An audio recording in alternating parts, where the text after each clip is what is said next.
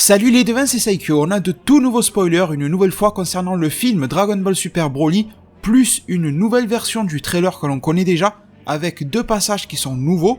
Et les devins, j'ai besoin de faire une parenthèse, n'avancez pas dans la vidéo, restez là, écoutez-moi, vous allez voir c'est pas long du tout. Tout simplement, ça fait quelques jours ou semaines que quand je fais des lives dans certains commentaires de mes vidéos, on me dit il y a un tel ou un tel qui a parlé sur toi, un tel ou un tel qui a dit que tu as fait ça, un tel ou un tel qui a fait ça. Alors les gars, ma réponse elle est simple, je m'en fous complètement, d'accord? C'est pas quelque chose sur lequel je vais me répéter. Vous les devins là qui m'écoutez, si des fois vous voyez que d'autres personnes dans les lives, en vidéo, dans les commentaires en parlent, dites-leur Saikyo s'en fout, passe à autre chose, tu vois. Je ne répondrai à personne, je ne vais mentionner personne, ça serait juste leur faire de la publicité et c'est ce que ces personnes recherchent. Ça fait maintenant 2 ans que je suis sur YouTube, un petit peu plus. Ma chaîne a fêté son anniversaire des 2 ans il y a quelques jours à peine, en juillet. Et depuis le premier jour où ma chaîne génère un petit peu plus de vues et d'abonnés que d'habitude, il faut dire la vérité, eh bien il y a des gens qui se permettent d'utiliser mon nom dans les tags, dans les titres, de casser du sucre dans mon dos. Je sais pas comment vous appelez ça, tu vois, mais dans le sud on appelle beaucoup ça une langue de vipère, tu vois, ben voilà, c'est ça. Donc non les devins, si vous m'attendez à la réponse ou je sais pas quoi, vous ne m'y trouverez jamais. Donc ça sert à rien de me répéter, en plus vous me sortez des gens, je sais même pas qui c'est, sincèrement. Donc je m'en fous totalement, moi mon truc c'est de vous proposer du contenu. J'ai des projets, que ça soit sur YouTube, dans ma propre vie, j'ai mes emmerdes à moi, mes emmerdes de santé, etc. J'ai pas besoin de me rajouter les emmerdes des autres. On avance, on fait du contenu, je pense que vous avez vos propres emmerdes dans la journée. Vous allez sur YouTube, que ça soit sur mes vidéos ou celles des autres, pour oublier un petit peu tout ça, pour changer un petit peu du quotidien, etc. Pour avoir des nouvelles sur Dragon Ball Super, pour avoir des informations, des théories, des machins, pour se changer les esprits, et c'est aussi pour ça que je fais mes vidéos. Bien sûr que mes vidéos payent une partie de mes factures, mais ça me permet aussi de changer, de vider mon esprit. On se fait des lives comme hier, ça s'est super bien passé hier soir. On a découvert ensemble la bêta Black Ops 4, je vous attendais pas aussi chaleureux sur l'accueil sur du Call of Duty.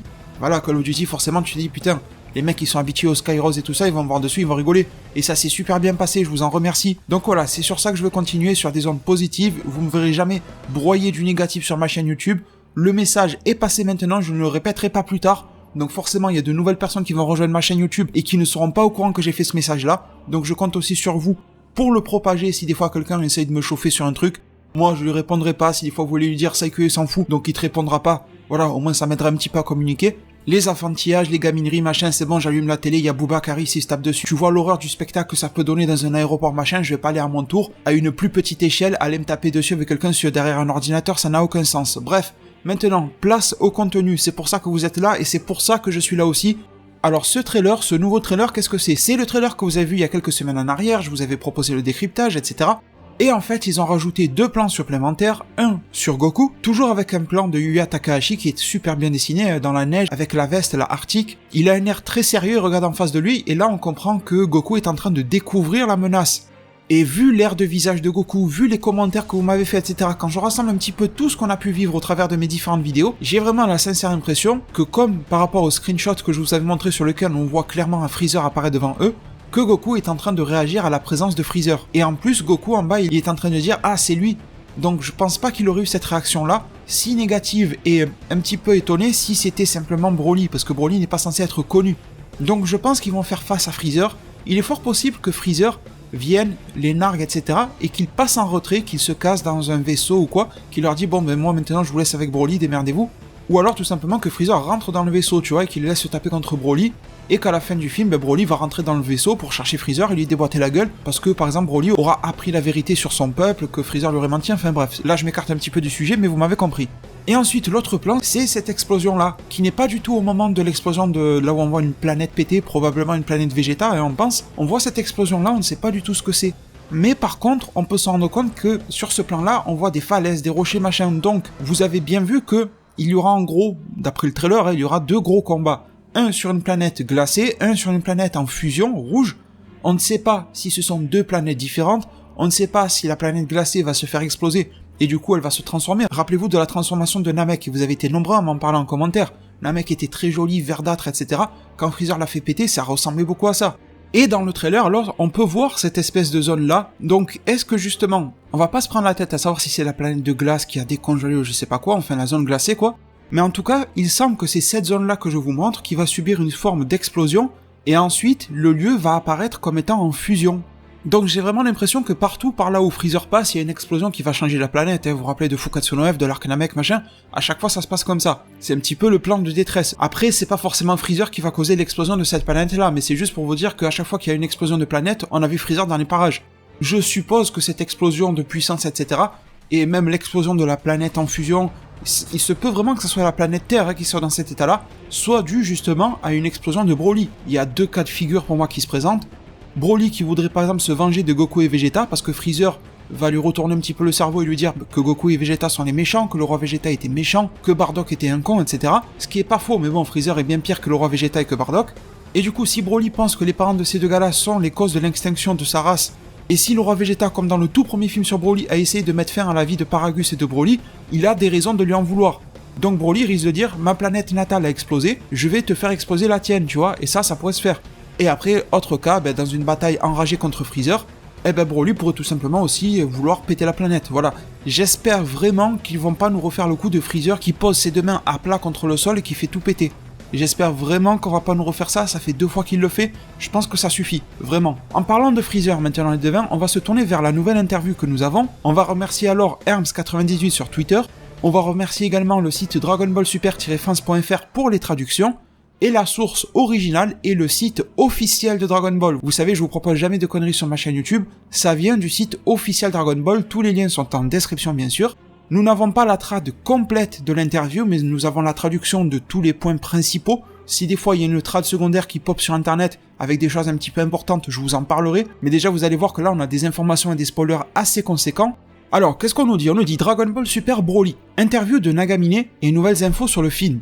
En sachant les devins que Tatsuya Nagamine est le réalisateur de ce film Dragon Ball Super Broly, donc il sait quand même de quoi il parle. Il nous dit: sur les nouveaux personnages, Shirai est une jeune femme délinquante qui agit d'après ses émotions. Elle aide Broly sans penser aux conséquences, avec des résultats terribles. Remo a servi dans les forces armées de Freezer pendant des décennies. Il veut faire quelque chose pour Broly, mais connaît ses propres limites. Les actions de Shirai et de Broly ont commencé à influencer Remo. Nagamine, donc le réalisateur, aime l'équilibre entre ces 3 personnages, mais indique qu'en dire plus nous en spoilerait sur le film. Donc là les devins, on comprend beaucoup de choses et je suis très content de la direction que ça prend. Vous vous rappelez qu'on nous avait promis un grand space opéra, la définition selon Wikipédia de space opéra pour rappel, et on en prend ces directions-là. Si vous vous rappelez bien, la première fois où je vous ai parlé de Shirai et Remo, je vous ai dit que j'aimerais que ces gars-là aient un lien avec l'armée de Freezer, mais qu'ils ne soient pas vraiment. Genre qu'ils soient des rebelles ou un truc comme ça, et ça nous donnerait, dans Dragon Ball, quelque chose d'assez fou. Un espèce d'univers à la sauce un petit peu Star Wars. Tu as plusieurs camps, tu as des gens qui sont neutres, tu as l'Empire, tu as les rebelles, tu vois ce que je veux dire? Tu peux trouver un petit peu de tout, comme si nous avions un monde réaliste. Parce que oui, dans la vraie vie, il n'y a pas que des gentils et des méchants, il y a un petit peu de tout. Il y a des gens qui parfois font des mauvaises actions, parfois de bonnes, il y a des gens qui sont totalement neutres, il y a des gens qui sont 100% gentils, d'autres qui sont 100% méchants. Il y a de tout. Et selon moi, une œuvre qui a un univers réaliste, c'est une œuvre qui arrive à dépeindre ce type-là de relations et d'univers. Et Dragon Ball, pour le moment, n'a pas vraiment cela. Il y a vraiment des caractères et des ambitions très tranchées. Soit lui il est méchant, soit lui il veut conquérir le monde, soit lui il veut le sauver, mais il n'y a jamais trop d'entre-deux. Et là j'ai l'impression que ce film Broly va poser ce genre de nouveaux personnages, et ça fait plaisir. Et j'ai l'impression quand je lis ce texte-là, mais bon ça c'est pas bien sûr, que Shirai est peut-être un petit peu plus proche à la base de Broly que Remo. Mais bon, quand on voit le trailer, qu'on voit Shirai et Remo en train de s'étonner de quelque chose, on a vraiment l'impression qu'ils s'étonnent justement de leur découverte de Broly, par rapport au fait qu'il soit puissant. La question se pose, est-ce qu'ils vont rencontrer Broly adulte ou Broly bébé? Genre il serait un petit peu ses parents adoptifs, on va dire, tu vois, en attendant que Paragus revienne le récupérer. Ou alors est-ce qu'il sera grand, qu'il aura grandi sur une planète un petit peu éloignée, et par exemple quand il est en train de bouffer dans le trailer là, et qu'ils vont lui tomber dessus. Ça reste une grosse question. Mais malgré tout, quand je lis ça, j'ai l'impression que Shirai est plus proche. Alors bon, jeune femme délinquante qui agit d'après ses émotions, d'accord, mais on nous dit qu'elle aide Broly sans penser aux conséquences, avec des résultats terribles. Elle aide Broly, donc il se peut que Broly ait découvert quelques petites informations sur ses origines. Il se peut que dans la capsule dans laquelle il a été éjecté de la planète Vegeta ou un truc comme ça, il y ait par exemple des infos, tu vois. Par exemple sur le tableau de bord, il y a écrit origine planète Vegeta. Tu vois, c'est voilà, quand tu fais un voyage, sur ton GPS par exemple, il y a toujours écrit d'où tu viens et où tu vas. Il se peut aussi que dans sa capsule ça soit écrit, mais que Broly n'ait jamais réussi à savoir d'où ça venait. Et un jour où Shirai et Remo vont arriver sur une planète inconnue avec leur vaisseau, Broly va avoir là une grosse opportunité de retrouver la planète Vegeta. Et Shirai et Remo pourraient les aider. Et donc le faire du lien avec Paragus, tu vois, je pense que ça pourrait en arriver là. Et c'est pour ça que Shirai aiderait Broly sans penser aux conséquences, avec des résultats terribles. Résultats terribles d'avoir une rencontre Broly-Paragus, d'avoir une rencontre Broly-Paragus-Freezer, puis de ces trois-là avec Goku, Vegeta jusqu'au combat et tout ça. Mais on sent que Remo est un petit peu plus réticent, parce qu'il a travaillé dans les forces armées de Freezer pendant des décennies. On ne sait pas si c'est le cas de Shirai. Il se peut que Shirai ait juste repris des accessoires, par exemple le pistolet secondaire de Remo, tu vois, un truc comme ça. Parce que si vous regardez bien, elle ne porte pas l'armure. Elle a des bottes, mais elle n'a pas l'armure. Et en plus, il se peut vraiment que Shirai Remo soit une aide technologique pour Broly et Paragus, parce que si vous regardez par exemple la ceinture de Shirai, elle ressemble énormément à celle que porte Paragus. Donc bon, il y aura forcément un lien entre tout ça. Pour la suite de l'interview, les devins, qu'est-ce qu'on nous dit? Concernant les personnages principaux, Goku est déjà proche de devenir un dieu, et Vegeta essaie désespérément de le rattraper. Cette fois, Freezer nous montre une évolution différente. Il veut être le meilleur, mais il est modéré car il se demande comment il pourrait l'être avec Beerus et les autres dans le coin. A-t-il pour ambition de battre Zeno? Dans Fukatsu no F, Freezer était en fort désavantage en se battant seul, mais Nagamine indique que tout le monde devrait s'attendre à voir comment Freezer va s'opposer à Vegeta et Goku cette fois-ci. Donc les devins, il n'y a plus aucun mystère. Nous avons bel et bien un film dans lequel Freezer sera plus ou moins le grand méchant du film. Je vous l'avais dit dans ma précédente vidéo, et là nous en avons la confirmation. Et oui, c'est assez drôle et déroutant à la fois les devins, mais en même temps c'est logique, parce que c'est la suite directe de l'épisode 131, il fallait juste se douter que ça serait Freezer qui serait dans les mauvais coups. Il avait dit ah oui, je vais continuer d'être méchant, et on l'a vu en scène post-crédit que c'était Freezer, donc au final on s'est fait beaucoup de suspense pour rien. Mais quand même, on a eu pas mal d'infos qui nous ont mis sur différentes pistes.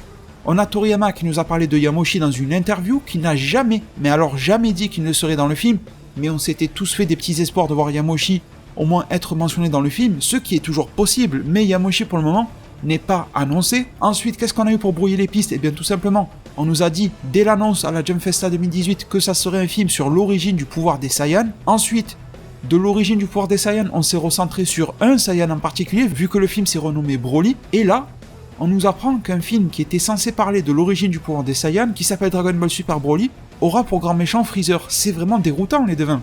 Mais je trouve ça cool, et je trouve que ça confirme également la petite prédiction que je vous faisais, dans le sens où première moitié de film, Broly s'oppose à Goku et Vegeta, deuxième moitié de film ou dernier tiers, Broly s'oppose à Freezer, parce que Freezer va faire en sorte, grâce à Shirai Remo, de mettre la main sur Broly et de s'associer à Paragus.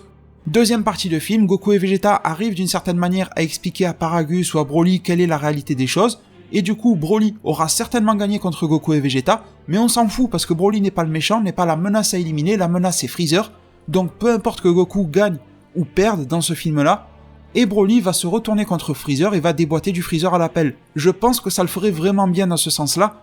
Beaucoup d'entre vous m'ont dit non, marketingment parlant, ça peut pas se faire, de faire Broly contre Freezer, c'est pas vendeur. Attendez, si, putain que si, c'est vendeur.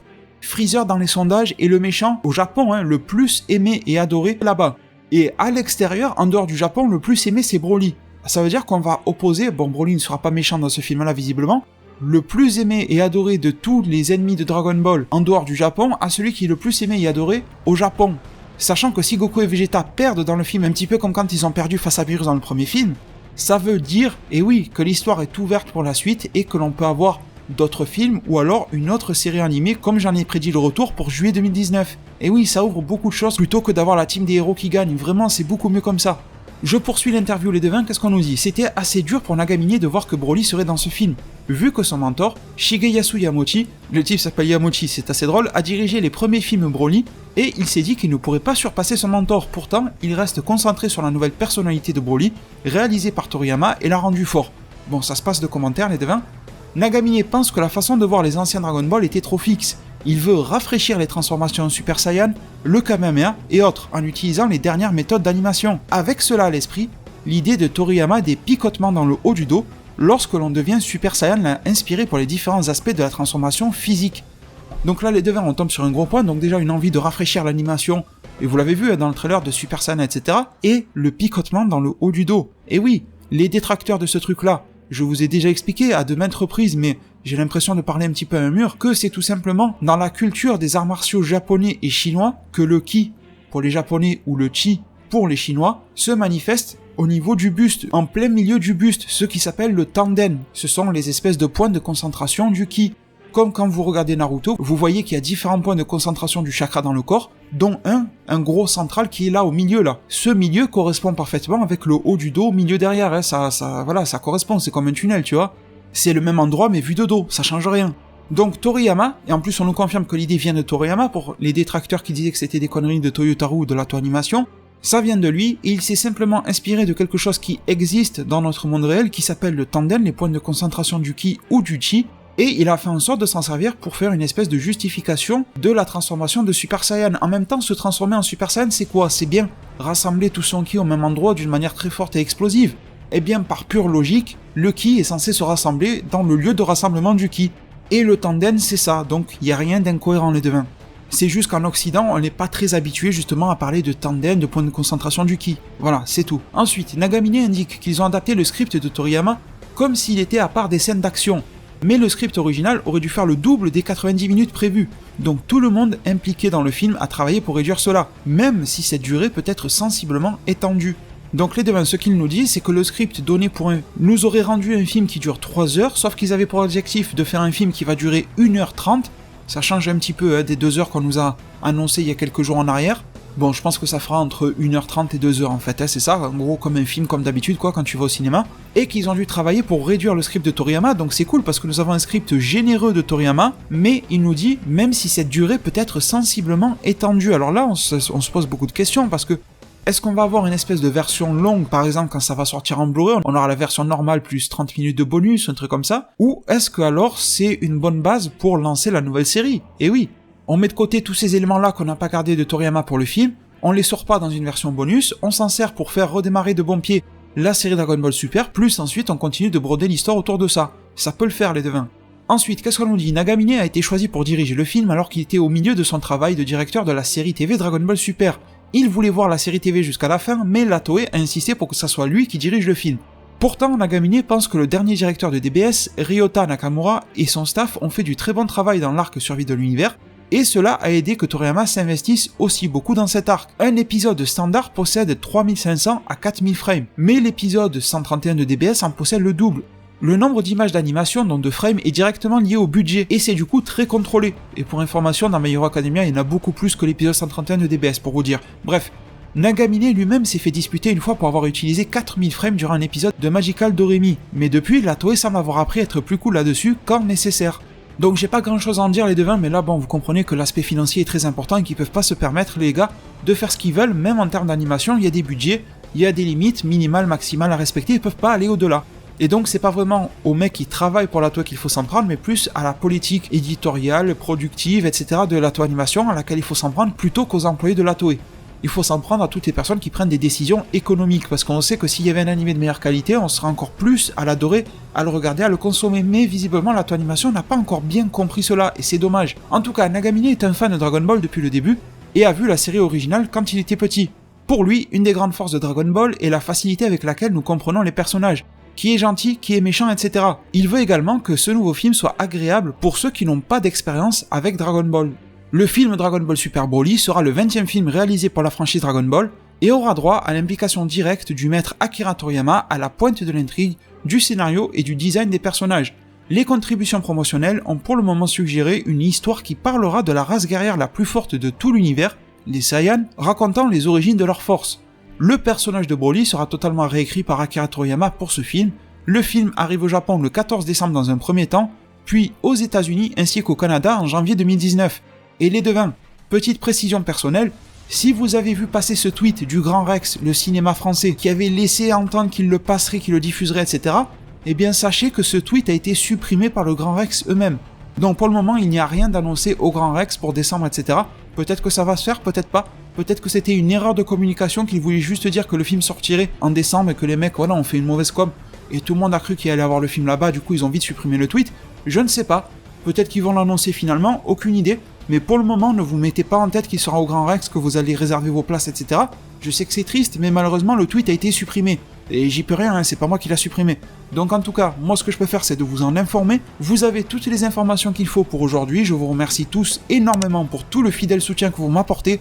C'est quelque chose qui fait terriblement chaud au cœur, je vous en remercie. Prenez tous super bien soin de votre futur, et à plus pour de prochains arts divinatoires.